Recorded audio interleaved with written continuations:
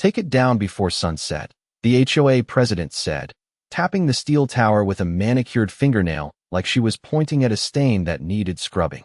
Or we'll have it removed for you. The slow creak of my old windmill answered before I did. Its weathered blades turned lazily against the bright Texas sky, pushing a steady rhythm through gears that had been working longer than most of my neighbors had been alive. The smell of warm machine oil mixed with dry prairie grass drifted across my property as a light breeze brushed against my face. I glanced at the pressure gauge mounted beside my well house. The needle held perfectly steady. For now, they thought they were looking at an ugly relic that ruined the view from their luxury homes. I was looking at the only reason every kitchen faucet, sprinkler system, and fire hydrant in their little cul-de-sac still worked. My name is Ethan Walker, and if there's one thing my grandfather taught me, it's that people almost never ask where their water comes from until it stops flowing. My family has owned these 18 acres outside Fredericksburg for nearly 70 years. Long before there were matching mailboxes, decorative sidewalks, or HOA newsletters reminding grown adults what color flowers they were allowed to plant. This land was just rolling pasture, limestone, cedar trees, and one stubborn windmill standing against the horizon. My grandfather built it himself in 1976 after months of welding, salvaging parts, and climbing that tower one bolt at a time. Every scratch on those steel blades has a story. Every gear carries grease from hands that believed machines deserved respect because people depended on them. Growing up, Saturday mornings always started the same way. Before breakfast, Grandpa would hand me a wrench that felt twice as heavy as my arm and tell me to listen before touching anything. Every machine talks, he'd say. You just have to learn its language. The windmill spoke in soft clicks, low groans, and the steady splash of groundwater filling the storage tank below.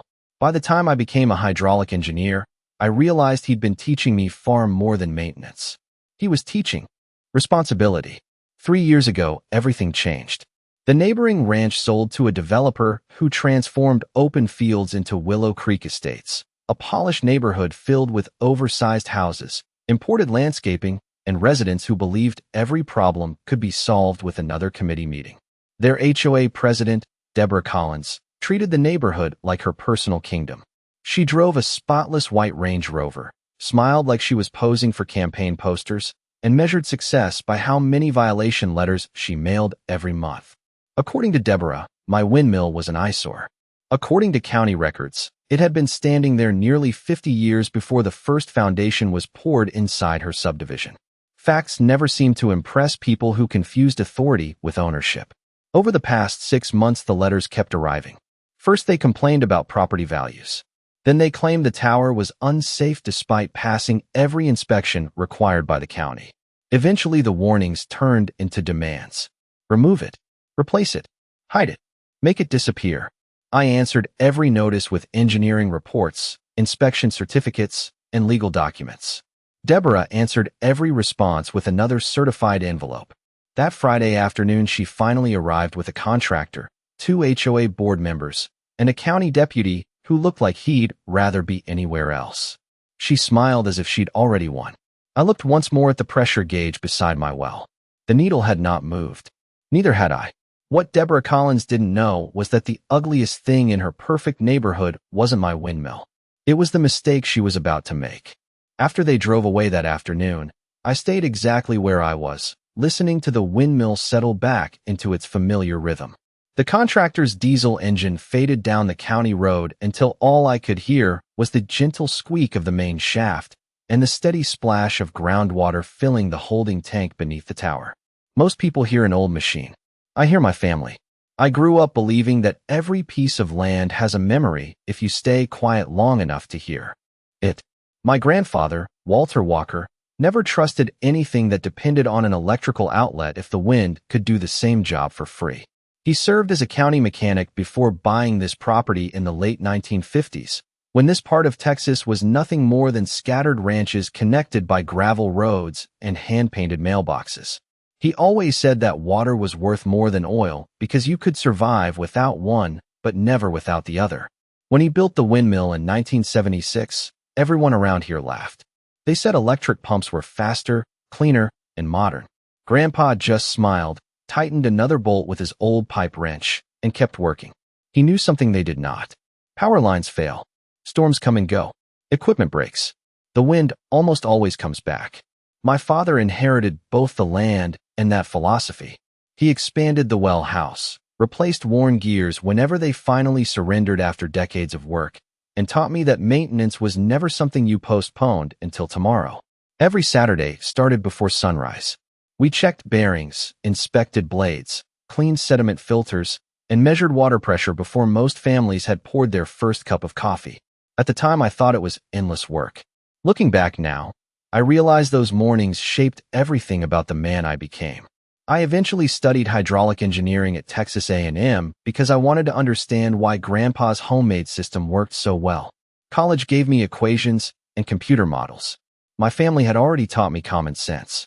After graduation, I spent nearly 15 years designing municipal water systems across Texas, helping towns improve aging infrastructure while quietly appreciating the little windmill waiting for me every time I came home.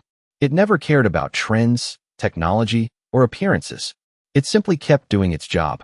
When my parents passed away within 3 years of each other, I inherited the property and moved back permanently.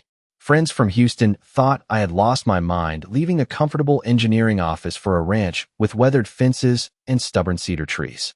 They could not understand why I preferred sunrise over traffic or the smell of fresh-cut hay over polished office floors. The answer was simple. This place had given my family purpose for generations. I was not about to trade that for a corner office and a shorter commute. When Willow Creek Estates appeared beyond my southern fence line, I welcomed every new neighbor who introduced themselves. I even repaired irrigation pumps for 2 families during their first summer without charging a dime, because that is what neighbors are supposed to do. Most thank me with homemade pies or Christmas cards. Deborah Collins never once asked how anything worked. She only asked why it was still there. Looking back now, that should have told me everything I needed to know about the battle that was quietly taking shape across the fence line. Deborah Collins had a talent for making unreasonable demands sound like neighborhood improvements. The first time she introduced herself, she walked across my pasture wearing spotless white sneakers that collected more dust in 5 minutes than they had probably seen all year. She smiled warmly, complimented the wildflowers along my fence, admired the sunset, and then casually asked whether I had ever considered removing the windmill because it distracted buyers touring the subdivision. I remember the faint scent of expensive perfume drifting through the cedar trees while she pointed toward the steel tower like it was an abandoned billboard instead of a working machine. I politely told her it had been there almost 50 years and was still operating exactly as designed. Her smile never disappeared, but it became noticeably thinner. Over the following months, she transformed from friendly neighbor into self-appointed guardian of every view outside her subdivision. Deborah was a successful real estate broker who sold luxury homes for a living, and she treated every house as if it were part of one giant showroom. She believed every lawn should match, every mailbox should look identical, and every horizon should resemble the cover of a home design magazine. Anything older than a decorative stone fountain became, in her words, a threat to property values. She drove through Willow Creek Estates almost every evening in her white Range Rover with the windows down, slowing whenever she reached the fence line near my ranch. Sometimes I would look up from repairing equipment and find her studying the windmill through oversized sunglasses with the same expression an art critic gives a painting they cannot understand. Before long, the letters began arriving. They always came in thick, white envelopes with the HOA logo stamped neatly in the corner. The language sounded official enough to intimidate most people, but every page was filled with phrases like community harmony, visual consistency, and architectural compatibility. None of it changed one simple fact. My property was outside the subdivision. My land had never been part of their governing documents. Their authority ended exactly where my fence began. Deborah seemed unwilling to accept that invisible line. She started appearing at county planning meetings, asking questions about abandoned agricultural structures without mentioning my name. Then she convinced several homeowners that my windmill posed a safety concern during storms despite having no engineering report to support the claim. Soon I noticed neighbors slowing down to photograph my property from the public road. Some even asked whether the county planned to demolish the tower. Rumors spread faster than facts. One Saturday morning, I found Deborah standing near the fence with 3 members of the HOA board. She gestured toward the windmill while explaining something on a colorful site map. I walked over and greeted everyone. The conversation stopped immediately. Deborah recovered first, offering another polished smile before saying they were simply exploring future beautification opportunities for the surrounding area. The phrase sounded harmless until she handed me a glossy brochure showing digital renderings of a perfectly landscaped entrance where my windmill had quietly disappeared from the skyline. That was the moment I understood she was no longer asking for cooperation. She was already planning a future where my family's history no longer existed because it did not fit the picture she wanted to sell. The certified letter arrived on a Monday morning tucked between my electric bill and a feed store flyer. The envelope felt heavier than it should have. Thick cardstock carrying the kind of confidence only people convinced they are right can print on expensive paper. I opened it beside the workbench in my barn while the smell of fresh grease and cut cedar drifted through the open doors. According to Deborah Collins and the Willow Creek Estates Homeowners Association, I had 30 days to remove what they described as an obsolete agricultural structure, creating visual blight and potential safety concerns for the surrounding community. They even included photographs taken from inside the subdivision, complete with red circles highlighting my windmill as though it were evidence in a criminal investigation. I read every page twice before folding it neatly and placing it beside the pressure logs I kept for the well. By Wednesday, another envelope arrived. This time it threatened legal action if I failed to comply voluntarily. On Friday, a contractor called asking when he could schedule demolition because the HOA had already requested a preliminary estimate. I politely informed him that no one had permission to remove anything from my property. He apologized immediately, explaining that he had simply assumed the paperwork had already been settled. That conversation told me far more than the letters ever had. Deborah was not planning for a possibility anymore. She was planning for a certainty. The following week, I attended an HOA board meeting even though I was not a member. It was held inside a polished clubhouse overlooking an artificial pond where decorative fountains sprayed water into the afternoon sunlight. The room smelled like fresh coffee and new carpet. Deborah welcomed everyone with practiced enthusiasm until she noticed me sitting quietly in the back row. Her smile tightened for only a second before she continued presenting colorful slides labeled Community Improvement Initiative. Halfway through the presentation, my windmill appeared on the large screen behind her. She spoke about preserving neighborhood excellence, improving buyer impressions, and eliminating outdated visual distractions near subdivision entrances. She never once mentioned that the structure stood entirely on private property outside their jurisdiction. When public comments opened, I stood and calmly explained exactly that. I brought copies of my deed, county surveys, and inspection records. Deborah barely glanced at them before saying their attorneys had reviewed everything already. Several homeowners nodded along without ever seeing a single document. One man raised his hand and asked whether removing the tower would improve property values. Deborah answered immediately, "Absolutely. No engineering report. No legal citation. Just absolute confidence."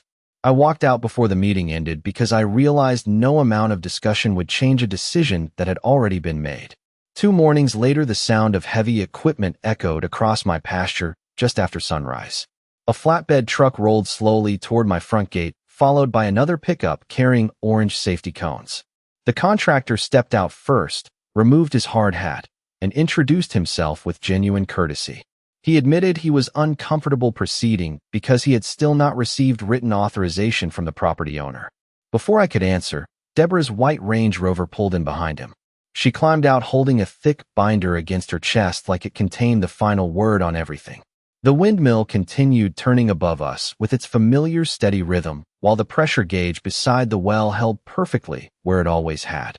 I looked at that needle for a long moment, took a slow breath, and realized every person standing in my driveway was focused on the tower above their heads while completely ignoring the quiet little dial that would soon matter far more than any letter Deborah had ever mailed.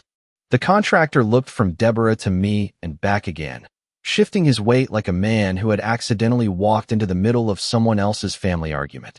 He quietly admitted that without my written authorization, he could not remove anything from private property, packed up his measuring equipment, and drove away. Deborah watched his truck disappear in a cloud of pale limestone dust, then turned toward me with a smile that looked carefully rehearsed. She said this was only a temporary delay because her attorneys were preparing additional action. I simply nodded and wished her a pleasant afternoon. The wind kept turning the blades above us with the same slow confidence they had carried for decades. 2 days later, I sat inside the office of a local property attorney whose shelves were packed with thick binders of county records and land surveys. He listened patiently while I explained everything from the violation notices to the contractor arriving at my gate. When I finished, he leaned back in his chair and folded his hands. His answer was not what I expected. He believed the HOA had no direct authority over my property, but he also warned that determined organizations sometimes create expensive legal problems even when they know they cannot ultimately win. Court filings, expert witnesses, delays, and appeals could easily cost tens of thousands of dollars before a judge ever ruled. He suggested negotiating if possible, because litigation rarely leaves anyone satisfied. I drove home with the windows down, letting the warm Texas air carry away some of my frustration. The smell of fresh-cut hay drifted across neighboring ranches while distant wind chimes echoed from somewhere inside the subdivision. Everything looked peaceful. It was strange how quiet a place could seem while conflict quietly spread beneath the surface. Over the next several weeks, Deborah intensified her campaign. Real estate websites suddenly featured carefully cropped aerial photographs that conveniently excluded my property. Community newsletters included articles about preserving neighborhood character. Homeowners began stopping me at the feed store or gas station with polite questions about whether I planned to modernize my ranch. None of them sounded hostile. Most genuinely believed the windmill was simply an outdated decoration that I stubbornly refused to replace. Deborah had shaped the narrative so effectively that people assumed they already understood the situation. One Saturday morning, I noticed several residents gathered along the subdivision walking trail that overlooked my pasture. Some pointed toward the tower, while Deborah spoke confidently beside them. Even from several hundred feet away, I could recognize the animated movements of someone completely certain she controlled the outcome. I did not wave. I simply climbed the ladder into the well house and checked every pressure reading, as I always did. Everything remained perfectly balanced. Every bearing was properly lubricated. Every valve responded exactly as designed. The old system continued working without complaint despite becoming the center of a neighborhood controversy. That evening, I carried a weathered wooden box down from the highest shelf in my barn. Dust floated through the fading sunlight as I lifted the lid. Inside were my grandfather's notebooks, carefully labeled maintenance logs, faded engineering sketches, folded county correspondence, and dozens of receipts dating back almost 50 years. I had looked through them many times growing up, usually out of curiosity rather than necessity. This time something felt different. I spread the papers across the workbench while the soft ticking of the cooling pump echoed through the room. I was no longer searching for memories. I was searching for answers. Somewhere inside the records Grandpa protected so carefully, I had a feeling there was a piece of this story that Deborah Collins had never imagined existed. I worked until well past midnight with nothing but a desk lamp, a pot of black coffee, and 5 decades of family records spread across my grandfather's scarred oak workbench. The dry smell of aging paper mixed with machine oil while crickets filled the silence outside the barn. Every folder carried Grandpa's neat handwriting. Maintenance logs, well inspections, county correspondence, pump calibration reports. At first it looked like the ordinary paperwork any careful rancher would keep. Then I found a thick envelope marked water system in block letters across the front. Inside were rolled engineering drawings tied together with faded blue ribbon. As I carefully unrolled the first sheet, my pulse actually slowed instead of racing. Hydraulic systems have a way of telling the truth if you know how to read them. The blueprint showed the original well, the windmill tower, underground supply lines, storage tanks, pressure regulators, and something I had completely forgotten existed. A secondary distribution line installed during the subdivision's construction nearly 20 years earlier. I stared at the page for several seconds before reaching for another document. Then another. Every drawing matched. Every revision carried official county approval stamps. A file dated 2006 contained the development agreement between the original builder of Willow Creek Estates and my late father. During construction, The developer had discovered that drilling a new municipal well would cost nearly $3 million because of the limestone formation beneath the subdivision. Instead, they negotiated a permanent water distribution easement allowing treated groundwater from our existing well system to stabilize pressure throughout the entire cul-de-sac. My father agreed because the developer promised to maintain underground distribution pipes, while our family retained ownership of the well, pumping equipment, and water infrastructure above ground. I leaned back in my chair, listening to the quiet ticking of the old wall clock. Suddenly, every strange detail from the past few months fit together like gears finally locking into place. Deborah had purchased her house years after the original developer sold the subdivision. The homeowners had inherited reliable water service without ever learning how it actually reached them. They assumed the county supplied everything because water simply appeared whenever someone opened a faucet. They never questioned what stood beyond the fence line because invisible infrastructure rarely attracts attention. I continued reading until I uncovered another document that made me smile despite everything that had happened. It was a county engineering certification issued after a major drought nearly 15 years earlier. The report praised the Walker well system for maintaining emergency water pressure during periods of peak demand and specifically noted that the mechanical windmill remained the primary backup pumping source whenever electrical service became unreliable. Even the fire hydrants serving the cul-de-sac depended on maintaining that minimum pressure reserve. The old tower Deborah wanted removed was not an abandoned decoration. It was an active component of the certified water system supporting every home she represented. I walked outside just before sunrise carrying the engineering drawings under one arm. The cool morning breeze turned the blades with their familiar gentle rhythm while sunlight slowly climbed across the pasture. I rested my hand against the weathered steel tower and could almost hear Grandpa laughing. He always believed that machines outlived arguments because facts eventually caught up with opinions.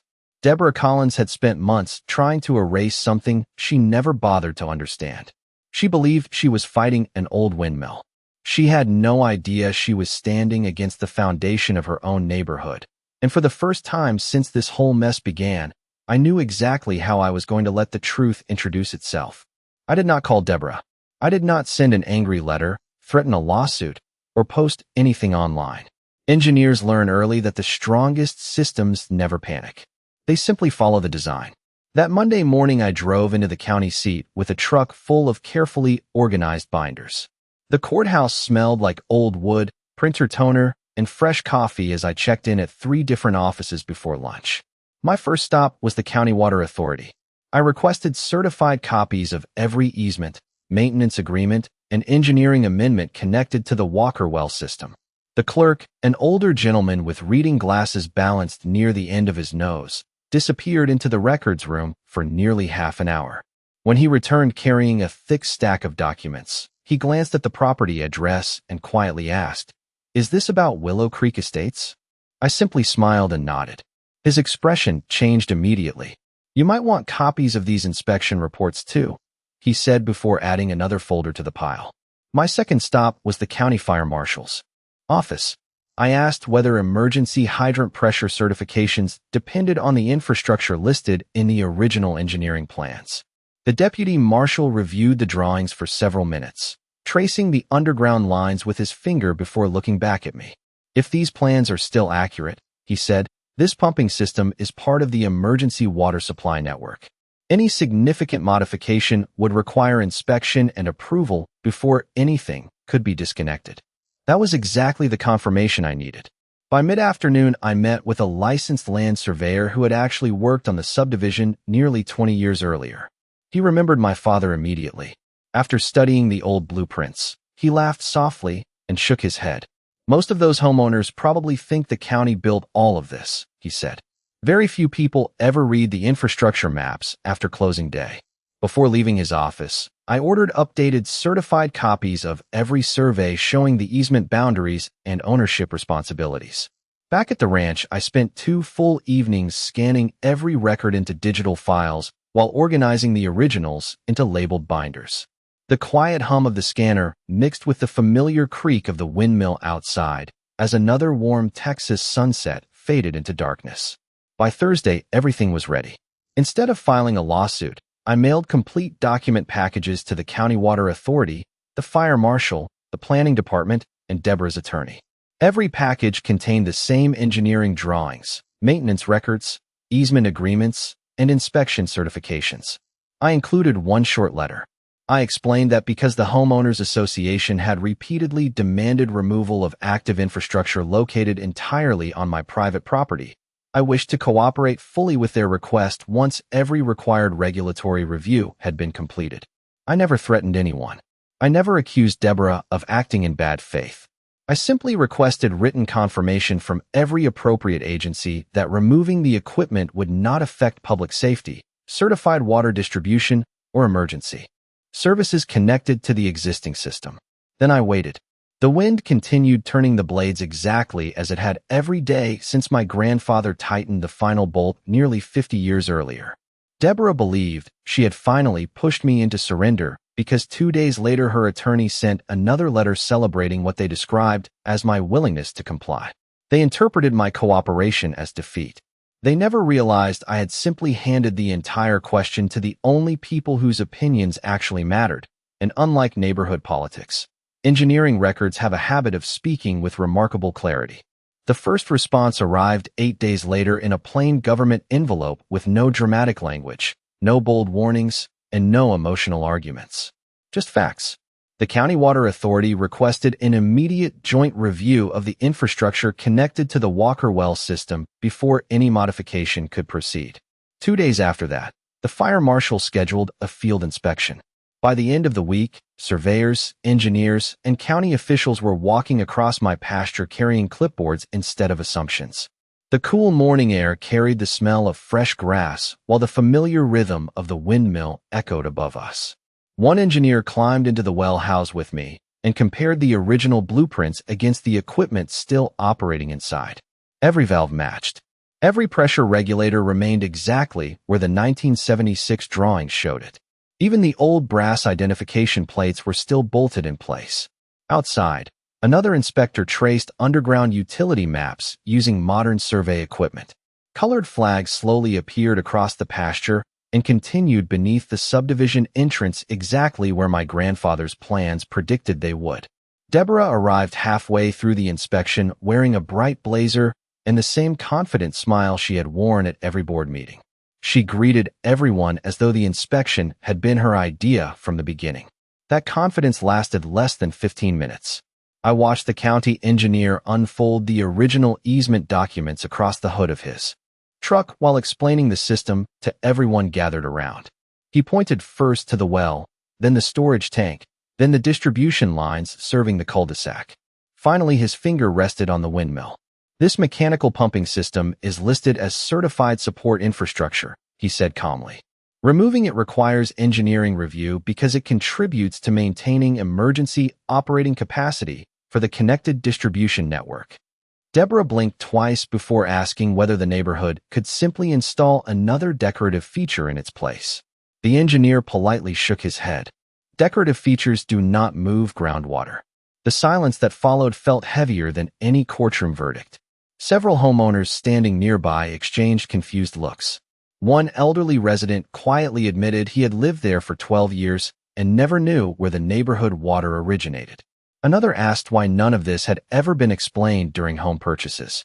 Nobody answered immediately because everyone seemed busy rereading the same engineering drawings. Over the next several days more letters appeared, but this time they arrived at Deborah's office instead of mine.